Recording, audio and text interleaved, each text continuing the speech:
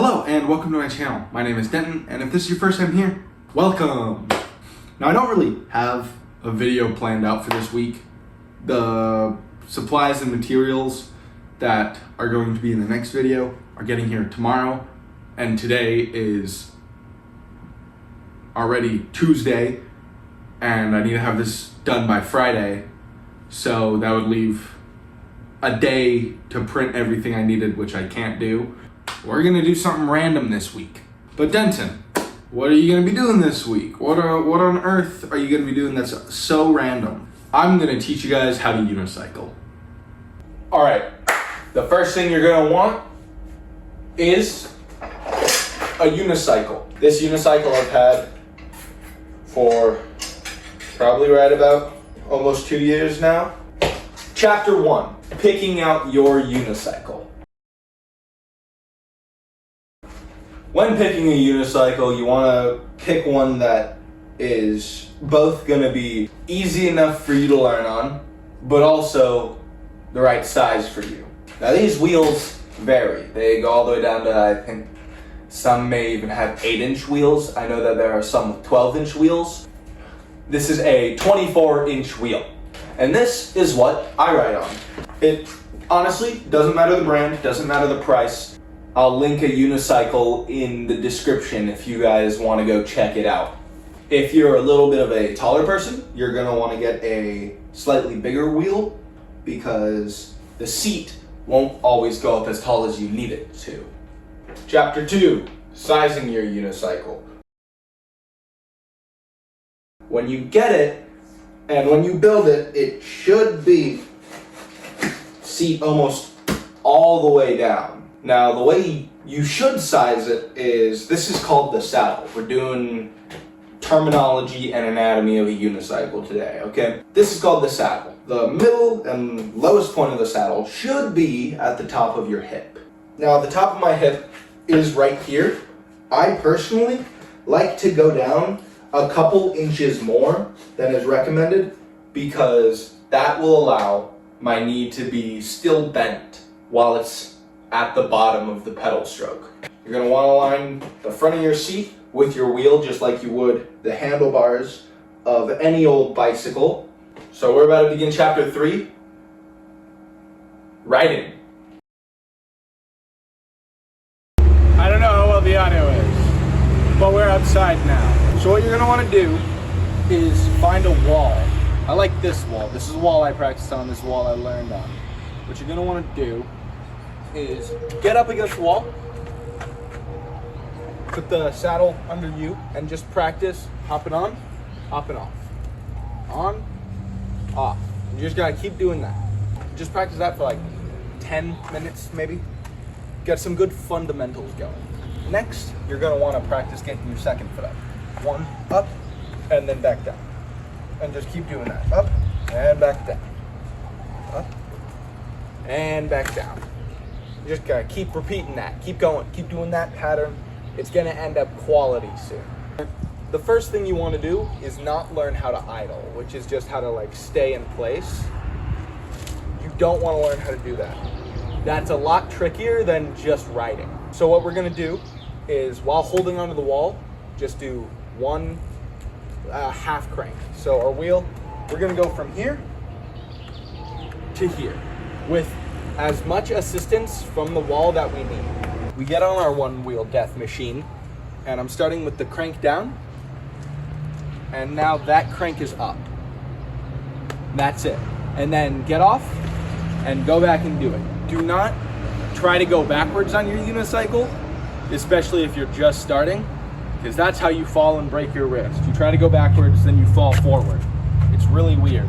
We just go up, second foot, half pedal. And you just keep doing that over and over. And then eventually you'll get to the point where you're not totally self-reliant, but you can take your hand off the wall every once in a while. A lot of people confuse this. It isn't core strength. You don't need practically any core strength. I could sit on it slouched and hunched over, and I could be all wompy and all over the place. I wouldn't be using any of my core. It's a lot of learning how to actually stabilize yourself. And yes, core does help with that, but a lot of people think that if you do this, if you do unicycling, it's going to be a lot of core strength. That isn't the case. So now that we've gotten that totally under control, you're going to want to keep just practicing that half rotation. And that's all you're going to want to practice for probably the first 30 minutes. Honestly, this isn't you're going to get it immediately. It took me a collective, I think, 12 hours to learn how to unicycle. It happens a lot faster than you'd think, but that 12 hours is a long 12 hours, and you're going to be exhausted after it. After you've completed your first set of half rotations, you're gonna go take a break, go rest, whatever you need to do, and just keep thinking about it. Keep that fresh in your mind, the half pedal. Then what you're gonna wanna do is just get on like you normally would, and then practice, just attempt one full pedal, and use the wall. I cannot emphasize that enough. Use the wall as much as you possibly can. Now, my wall isn't totally big enough for me to do one full rotation. It almost is. So at the end, I'm gonna let go of the wall. Find yourself a longer wall. When I was practicing this, I had a car here that I could like lean on if I needed it, but we have this wall. So everything's gonna be exactly the same as with the half pedal. You mount normally, second foot, you're gonna do half of your rotation, and then you're gonna do the other half. Just like that. And then practice just taking your hand off the wall or just skipping it across the wall, like moving from spot to spot, not as reliant as you once were. Once you get all that down, you should be at right about hour 8. Yes, that one rotation, learning that one rotation is gonna take right about 6 hours probably. And this will be over several days. Don't worry, it's not gonna happen immediately. And you aren't behind if you're taking 2-3 weeks to learn it. And then honestly, what I would genuinely recommend, and I'm not joking about this, once you get comfortable right around that 8-hour mark, I would start taking my hand off the wall and trying to genuinely send it. You lean forward and pedal to catch yourself. All right, now one of the main questions asked about riding unicycles is, but how do you steer? There's no handlebars. Yeah, there's no handlebars. So on some of them there are handlebars, for some reason, but not on this one. And the way you steer is easier done than it is explained.